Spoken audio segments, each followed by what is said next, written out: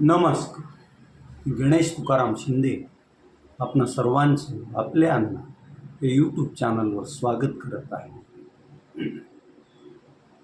जंतर मंतरवर जेन जी आणि जेन अल्फा या तरुणींच्या मोठ्या गटानं संपूर्ण भारतातल्या जेन झीनं आंदोलन केलं. ते आंदोलन होतं नीट पेपर फुटीच्या प्रकरणासंबंधी. या आंदोलनाचा योग्य असा परिणाम झाला आणि आंदोलनकर्त्यांची शिक्षण मंत्री धर्मेंद्र प्रधान यांच्या राजीनाम्याची मागणी शासनानं पूर्ण केली. त्याचबरोबर या आंदोलनात सहभागी युवक युवतीवर दाखल झालेले गुन्हे मागे घेतले आणि नीट परीक्षेमुळं आत्महत्या केलेल्या जवळपास भारतभरातील 21 विद्यार्थ्यांच्या कुटुंबांना आर्थिक मदत पण दिली. आणि त्याच धर्तीवर देशातल्या झारखंड या राज्यात तरुणींनी आंदोलन सुरू केलेलं असून आज आंदोलनाचा 17वा दिवस आहे. काल या बिहारच्या रांची या शहरात आंदोलन करणाऱ्या तरुणींनी झारखंड विधान भवनावर मोर्चा काढला. ते धडक मारली. पोलिसांनी अगदी कडेकोट बंदोबस्त असतानाही हे विद्यार्थी विधान भवनाच्या आवारापर्यंत गेले.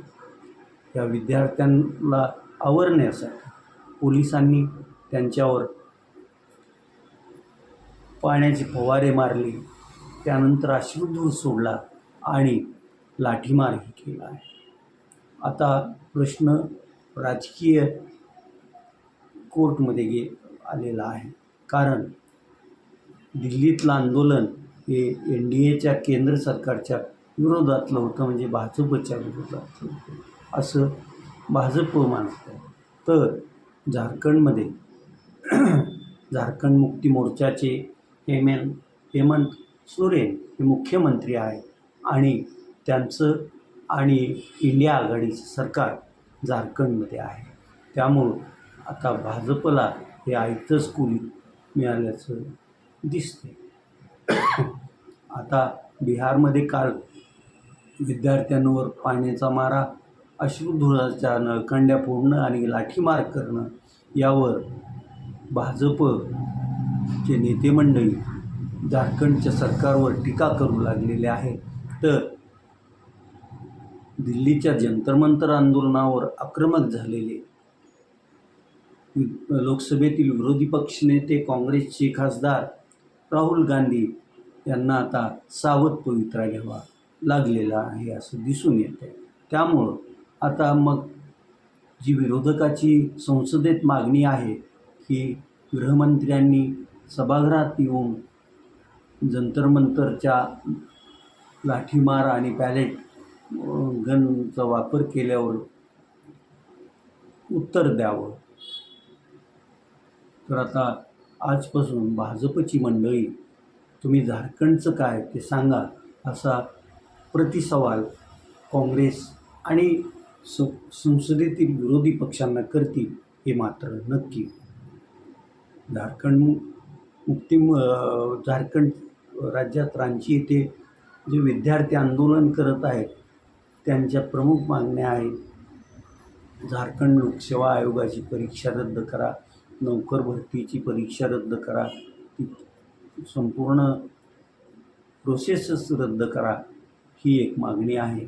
त्याचबरोबर झारखंड लोकसेवा आयोगातल्या काही संचालकांना दूर करा ही त्यांची मागणी असून या झालेल्या सर्व प्रकारची CBI मार्फत चौकशी करा ही प्रमुख मागणी पण आहे. सरकारनं जवळपास 80% या तरुणांच्या मागण्या मान्य केलेल्या आहेत आणि फक्त जो कळीचा मुद्दा आहे तो म्हणजे CBI चौकशीचा आणि झारखंड सरकार CBI चौकशीला तयार नाही. झारखंड सरकारचं म्हणणं हे प्रकरण न्यायप्रविष्ट आहे. हायकोर्ट आणि सुप्रीम कोर्ट यांनी जो आम्हाला आदेश दिलेले आहेत त्या आदेशाप्रमाणे आम्ही कारवाई केलेली आहे आणि न्यायप्रविष्ट प्रकरणात आम्ही हस्तक्षेप करणार नाही असं मुख्यमंत्री हेमंत सोरेन आणि त्या राज्याच्या शिक्षण मंत्र्यांचं म्हणणं आहे. मग त्यावर आता तोडगा काय निघतो आणि तो तोडगा या तरुणांना मान्य होतो की नाही यावरच झारखंडच्या रांची येथे सुरू असलेलं तरुणांचं आंदोलन आज संपतं की पुढं लांबत राहतं हे अवलंबून राहणार आहे. आप लोग हमें मार क्यों रहे हो? भगा क्यों रहे हो? हम लोग तो स्टूडेंट है ना. देखो हम लोगों के पास कुछ नहीं है. हम लोगों के पास कुछ नहीं है अंकल. पुलिस आप तो हमारे लिए काम करते हो. सही बात बोले. आप तो हमारे लिए काम करते हो ना. कितने पैसे दिए हैं बताइए. यार गर्मी लग रहा, पानी मारो यार. हमें लाठी नहीं पड़ेगी. आप लड़कियों पे हाथ उठा रहे हो. ये सिखाया है.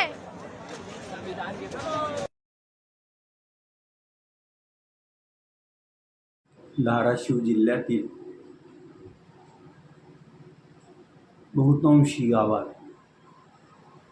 बरोबर 7 वाजता एक भोंगा फिरतो आणि तो भोंगा ग्रामस्थांना आता टी व्ही आणि मोबाईल बंद करा असं आव्हान करतो आणि या आव्हानाला ग्रामस्थही बऱ्याचदा गावातून प्रतिसाद देत असल्याचं चित्र आहे. त्यामुळं 7 ते 9 या वेळेत घरोघरचे टी व्ही बंद असतात, प्रत्येकाच्या हातातील मोबाईल बंद असतात आणि लहान मुलांच्या हातात तर मोबाईलच नसतो. त्यामुळं 7 ते 9 या वेळेत असं ज्या गावात ही याची प्रभावी अंमलबजावणी सुरू आहे तेथे विद्यार्थी ते 2 तास अभ्यासात घालवतात. त्यामुळं त्या विद्यार्थ्यांचं अभ्यासात प्रगती होणार आहे. त्याचबरोबर गावात पण जरा वेगळ्या अशा विचाराला चालना मिळणार आहे असं दिसतं आहे. राज्याचे ग्रामविकास मंत्री आणि भाजपने धाराशिव जिल्ह्यासाठी नेमलेले पालकमंत्री जयकुमार गोरे ज्यावेळी 1 ऑगस्टला धाराशिव येथे आले होते त्या दिवशी या योजनेची घोषणा झाली. जिल्हा परिषदेच्या अध्यक्षा अर्चना पाटील यांनी आणि जिल्हा परिषदेच्या मुख्य कार्यकारी अधिकारी प्रियवंदा महाडदळकर यांनी आपल्या सर्व विभागांना याची सूचना दिली होती आणि त्यामुळंच जिल्ह्यातील किमान निम्म्या तरी गावात ही योजना याप्रमाणे सध्या दररोज रात्री 7 ते 9 टी व्ही आणि मोबाईल बंद असतात असं चित्र दिसून येतं आहे. साधारण 4-5 दिवस किंवा 1 आठवड्याची उसंत दिल्यानंतर आज सकाळपासून मुंबई शहरात पावसाला प्रारंभ झाला आहे. हा पाऊस मुंबईच्या काही भागात मुसळधार आहे तर काही भागात तो जोरदार आहे तर काही भागात रिमझिम सुरू आहे. एकंदरीत पाहता मुंबईकरांचा या पावसानं पिच्छाच पुरवायचं ठरवलं आहे असं दिसतं आहे. या पावसामुळं मुंबईत जी सतत बिजी मुंबई असते तिच्या वेगाला थोडा ब्रेक लागतो. मग तिथली वाहतूक या पावसाचा वाहतूक व्यवस्थेवर परिणाम होतो आणि कामकाजावर परिणाम होत असतो. आले देवाच्या मनातले कोणाचीच आले ना असं म्हणतात त्याप्रमाणे इथं पाऊस आला आहे, येत राहील. आता हाच पाऊस सोलापूर जिल्ह्यातील संपूर्ण भाग, धाराशिव जिल्हा आणि लातूर जिल्ह्यात केव्हा येईल याकडंच या परिसरातील शेतकरी जनतेचं लक्ष लागून राहिलेलं आहे. आता आपण आज इथंच थांबूया. तुम्ही आपल्या यूट्यूब चॅनल सबस्क्राईब करा लाईक करा आणि कमेंट्स पण धन्यवाद.